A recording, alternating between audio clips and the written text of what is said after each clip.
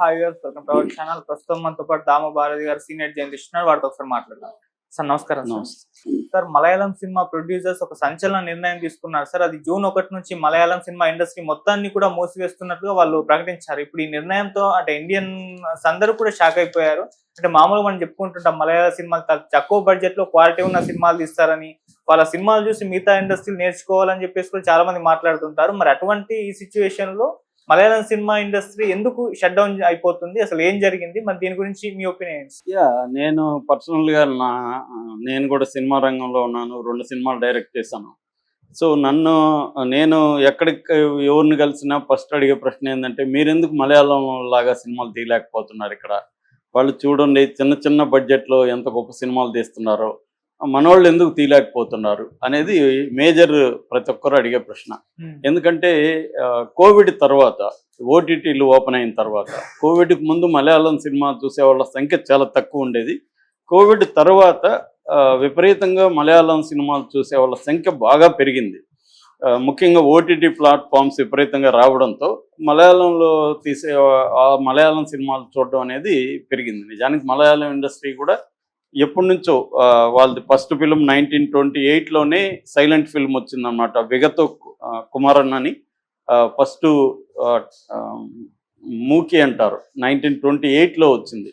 దాని తర్వాత 38లో బాలన్ అని టాకీ వచ్చింది. అప్పటి నుంచి కూడా మలయాళం ఉంది. దాని తర్వాత మనకు సౌత్ ఇండియాలో కన్నడలో, తర్వాత మలయాళంలో న్యూ వేవ్ ఫిల్మ్స్ కూడా ఈ 2 భాషల్లోనే ఫస్ట్ వచ్చాయన్నమాట.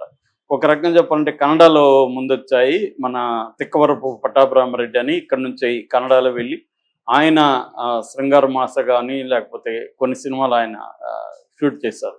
అలాగే మలయాళంలో కూడా ఎప్పటి నుంచో ఉంది న్యూ వేవ్ ఫిల్మ్ మేకింగ్ కానీ, కొత్త టెక్నాలజీ కానీ. ముఖ్యంగా ఇండియన్ వైజ్గా సినిమా రంగంలో ఉండే గొప్ప టెక్నీషియన్లు చాలామంది, కెమెరామెన్లు కావచ్చు, మ్యూజిక్ డైరెక్టర్లు కావచ్చు, సౌండ్ పూకుట్టి ఇలాంటి వాళ్ళు సౌండ్ కావచ్చు, ఇలాంటి వాళ్ళందరూ మలయాళం నుంచి వచ్చిన వాళ్ళు ఉన్నారు. అలాగే మలయాళంలో ముందు నుంచి కూడా ఒక డిఫరెంట్ లైఫ్ని డిపిక్ట్ చేసే రియలిస్టిక్ సినిమాలు ఉన్నాయి. అట్ ద సేమ్ టైం మలయాళంలోనే భయంకరమైన బూత్ సినిమాలకి పుట్టినిల్లు కూడా మలయాళమే. మనకి షకీలా కావచ్చు, అంతకుముందు కూడా విపరీతంగా అసలు మలయాళ సినిమా అంటేనే బూత్ సినిమా అనే ట్రెండ్ నడిచింది కొద్ది రోజులు. చివరికి షకీలా మమ్ముట్టికి మోహన్ లాల్కి కూడా పోటీ ఇచ్చింది. మరి అంత గొప్ప నా ప్రశ్న నన్ను అడిగే వాళ్ళకి నేను చెప్పేవాడిని, అంత గొప్ప మలయాళం సినిమా అయితే షకీలా సినిమాలు కావచ్చు, పోర్న్ ఇండస్ట్రీ అక్కడ ఎందుకు వచ్చింది? అంత గొప్ప వాళ్ళు అయితే మలయాళం వాళ్ళు.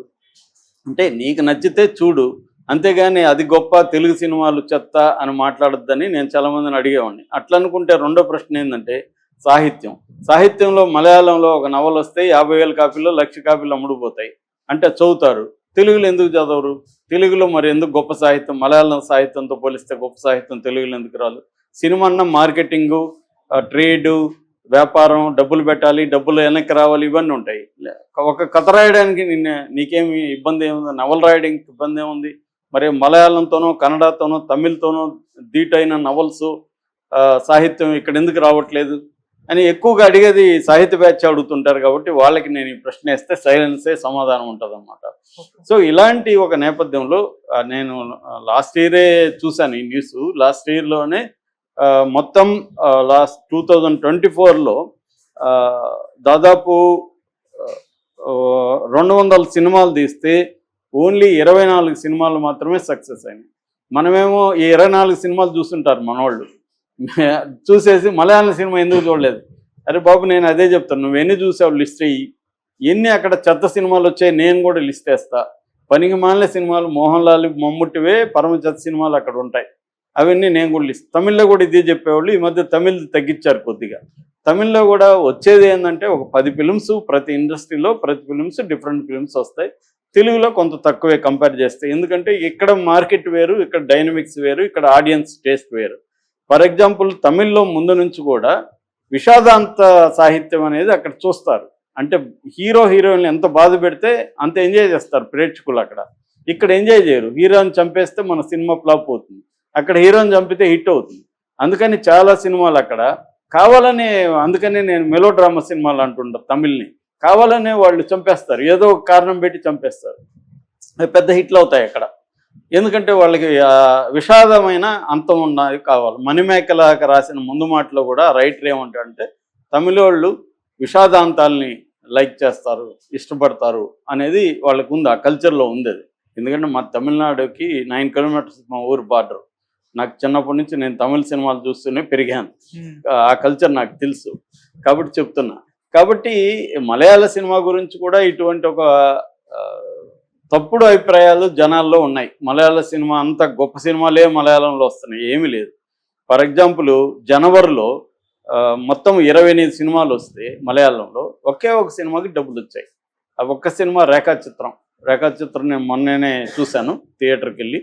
రేఖాచిత్రం 9 కోట్లతో బడ్జెట్తో తీస్తే 55 కోట్లు వచ్చింది ఆ ఒక్క సినిమానే. ఇదే మాట్లాడుకుంటారు, రేఖాచిత్రం చూసావా, రేఖాచిత్రం. అరే బాబు చూసామరా, మిగతా 27 సినిమాల గురించి మీరు చెప్పండి అని.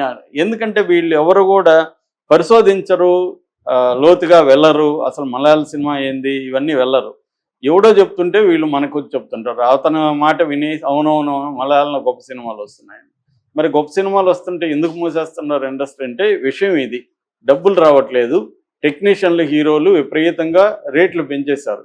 అందుకని ప్రొడ్యూసర్లకి 2024లో 600 నుంచి 700 కోట్లు నష్టపోయారు ప్రొడ్యూసర్లు. సో 600-700 కోట్లు నష్టపోతే ఆ సినిమా ఇండస్ట్రీ పనికొస్తుందా, నిలబడుతుందా? ఎందుకంటే ఆ సినిమా ఇండస్ట్రీనే చిన్న సినిమా ఇండస్ట్రీ. వాళ్ళకి ఇప్పుడు ఊపిరి వచ్చింది ఓటీటీ వల్ల. అంతకుముందు ఏంటంటే థియేటర్సే చాలా తక్కువ ఉంటాయి మలయాళంలో. కేరళలో థియేటర్లు చాలా తక్కువ ఉంటాయి. అందుకని వాళ్ళు తమిళ మీద ఇతర మీద ఆధారపడాలి. ఇప్పుడు మమ్ముట్టి ఇక్కడికి వస్తే 4 కోట్లు 5 కోట్లు ఇస్తారు సినిమాకి, అక్కడ ఇవ్వరు మమ్ముట్టికి. కానీ ఈ మధ్య వాళ్ళు కూడా పెంచేస్తున్నారు. దీనికి ప్రధానంగా 2 కారణాలు. ఒకటి ఓటీటీలో వాళ్ళు పాపులర్ అయిపోవడం వల్ల నేను ఇంత పాపులర్ కదా నా రెమ్యునరేషన్ పెంచుతాను. రెండవది వాళ్ళు ఇతర భాషల్లోకి వస్తారు. తెలుగులోకి ఇప్పుడు ఫర్ ఎగ్జాంపుల్ ఫహద్ ఫాజిల్కి 10 కోట్లు ఇచ్చుంటారు ఇక్కడ, అక్కడ ఇవ్వరు కదా సినిమా. వాళ్ళది మొత్తం బడ్జెటే 10 కోట్లు 20 కోట్లు. ఇప్పుడు ఇందాక చెప్పిన రేఖాచిత్రం 9 కోట్ల బడ్జెట్. ఆసిఫ్ అలీ అనే అతను హీరోకి ఎంత ఇస్తారు అక్కడ 9 కోట్లలో? 1 కోటో 2 కోట్లు ఇస్తే ఎక్కువ. సో అతను ఇక్కడ కానీ రేపు పాపులర్ అని ఇక్కడ చేస్తాడు అనుకో, 5 కోట్లు 6 కోట్లు మనోళ్ళు ఇచ్చేస్తారు వాళ్ళకి. సో వీళ్ళు అక్కడ చేస్తే రావు.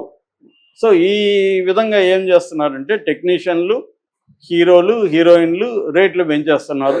ప్రొడ్యూసర్కి అక్కడ బర్డెన్ అవుతుంది. అంత కలెక్ట్ చేయవు మలయాళం సినిమాలు.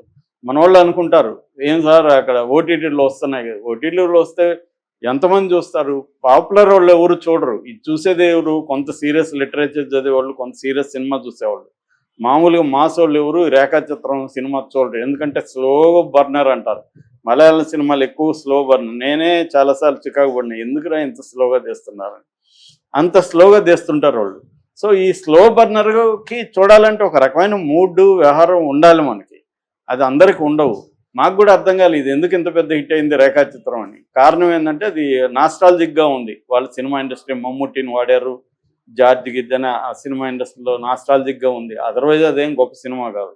కానీ మనోళ్ళకి ఎట్లా అయిపోయిందంటే మేము అప్పుడప్పుడు అంటుంటాం మన సినిమా కూడా మలయాళంలో తీసి హిట్ అవుతుందిరా బాబు అని. ఎందుకంటే మలయాళం అంటే వీళ్ళకి ఒక దురభిప్రాయం వచ్చేసింది. మలయాళం గొప్ప సినిమా అనే మూడుతో చూస్తారు. అది బాగాలేకపోయినా బాగుందని చెప్తుంటారు. మనం చూస్తే ఏం గొప్పగా ఉండదు. సో ఈ ప్రాబ్లమ్స్ బయటకు తెలియదు. ఇప్పుడు ఏం చేశారంటే జూన్ 1 నుంచి Malayalam cinema film producers association, film employees federation, ఈ 2 సంస్థలు జూన్ 1 నుంచి బాయ్కాట్ చేస్తున్నాము అని చెప్పారు. అక్కడ తిరువనంతపురంలో సెక్రటేరియట్ ముందు కూడా ధర్నాలు కూడా ప్లాన్ చేస్తున్నారు.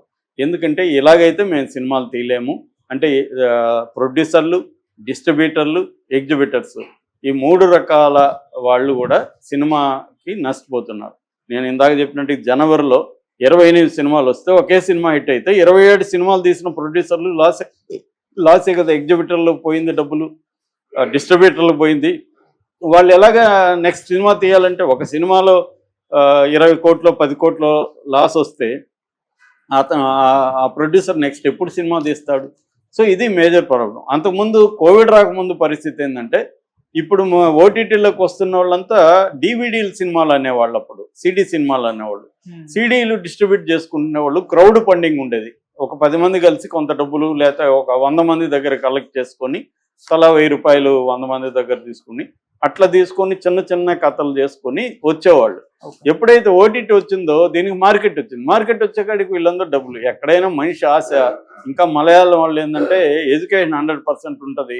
వాళ్ళు కమర్షియల్ పీపుల్. ఎక్కడ పోయినా నువ్వు ప్రపంచంలో ఎక్కడైనా దుబాయ్లో అడుగు, దుబాయ్లో మన తెలుగు వాళ్ళు ఉంటారు, వాళ్ళని అడుగు, సరే అక్కడ ఇండియా నుంచి వచ్చిన వాళ్ళలో కమర్షియల్ ఎవరు ఎక్కువ అంటే మలయాళం అని చెప్తారు. కెనడాలో అడుగు, మలయాళం అని చెప్తారు. అదేదో వివేక్ సినిమాలో ఒక జోక్ ఉంటుంది. వివేక్ ఒకసారి దాన్ని ఏమంటారు, సబ్బే అంటారు కదా, కింద నుంచి ఇలా పైకి వెళ్తాం, అలా వస్తూ టీ తాగుతూ వస్తాడు. వాడు అడుగుతాడు ఫ్రెండ్, ఎక్కడరా నీకు అక్కడెక్కడ టీ దొరికిందంటే, నేను రోజు ఇట్టు వచ్చేది చూసి ఒక మలయాళం వాడు అక్కడ టీ షాప్ తెచ్చారా అని. అలా ఉంటుంది అనమాట. అంటే వీళ్ళు బిజినెస్ పీపుల్, బిజినెస్ మైండ్ ఎక్కడ పోయినా ఉంటుంది. సో దానివల్ల సినిమాలు ఏమి గొప్ప సినిమాలు వస్తున్నట్టు కాదు. మలయాళంలో అయినా ఏ ఇండస్ట్రీలో అయినా ఒక 5 నుంచి 10 సినిమాలు డిఫరెంట్ వస్తాయి. ఇప్పుడు చూడు, మలయాళం కంప్లీట్గా ఈ మధ్య కాలంలో అన్ని థ్రిల్లర్సే వస్తున్నాయి, సోషల్ యాంగిల్లో లేవు. ఎందుకంటే వాళ్ళకి కూడా ఓటీటీలో ఏ ట్రెండ్ ఎక్కువ ఏవి చూస్తుంటే అవే తీస్తారు వాళ్ళు కూడా. ఇదంతా కూడా మార్కెట్ డ్రివన్ ఇండస్ట్రీస్ సినిమా అనేది. సో ఇప్పుడు 9 కోట్లు రేఖాచిత్రం మీద పెట్టారంటే 9 కోట్లు మళ్ళీ వస్తుంది అనుకుంటేనే కదా పెడతారు. సో అలాగే ఇప్పుడు 27 సినిమాలు లాస్ వచ్చినప్పుడు వాళ్ళు ఇంకా 2 నెలల సినిమాలు ఎలా తీస్తారు? అందువల్ల సంవత్సరానికి వాళ్ళకి మలయాళం ఇండస్ట్రీ 600 నుంచి 700 కోట్లు లాస్ వచ్చే పరిస్థితి ఉన్నప్పుడు ఖచ్చితంగా వాళ్ళు దీన్ని బాయ్కట్ చేయక ఏం చేయలేరు. అందుకని షట్ డౌన్ చేస్తున్నారు. అందుకని ఇండియాలో ఇప్పుడు మలయాళం ఇండస్ట్రీ షట్ డౌన్ అంటే అనేది చాలామందికి షాకింగ్గా ఉంది. ముఖ్యంగా గొప్ప సినిమాలు అనుకున్న వాళ్ళకి షాకింగ్గా ఉంది. ఈ విషయాలు మనలాంటి వాళ్ళకి షాకింగ్ లేదు. ఎందుకంటే మాకు ఏ ఇండస్ట్రీలో ఏం జరుగుతుందో తెలుసు. తెలియని సినిమాలు చూసేసి ఓటీటీలో ఇంకేం తెలియదు వాళ్ళకి. ఓటీటీలో బాగుంది, ఎవరో చెప్పారు, ఫేస్బుక్లో పెట్టారు, మలయాళం ఇండస్ట్రీ గ్రేట్, మీరు ఎందుకు సినిమాలు తీయలేదని మాట్లాడడం తప్ప ఇంకేమీ రాదనమాట. అలాంటి వాళ్ళకి ఇది షాకు. తెలిసిన వాడికి ఏమి షాక్ లేదు.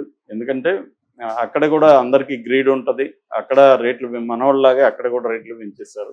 మనోళ్ళని లెక్కలేసుకొని జాగ్రత్తగా చేస్తారు. మనోళ్ళకి ఇంత లాస్ వచ్చిందని మనోళ్ళు ఎవరు మూయలేదే. నిజానికి ఇవాళ సౌత్ ఇండియాలోనే తెలుగు సినిమా ఇండస్ట్రీని బెటర్ పొజిషన్లో ఉంది. అది వాళ్ళతో మాట్లాడితే మనకు తెలుస్తుంది. మన వాళ్ళకి ఈ విమర్శలు చేసే వాళ్ళకి తెలియదు అవి. సో ఇప్పుడు అది మరి దీన్ని మలయాళం ఇండస్ట్రీ తగ్గించుకుంటారా, వాళ్ళు ఏం చేయబోతున్నారు అనేది చూడాలి. ఎందుకంటే ఇది చాలా మేజర్ డిసిషన్. వాళ్ళు ఇంత మేజర్ డిసిషన్కి రావడం వెనక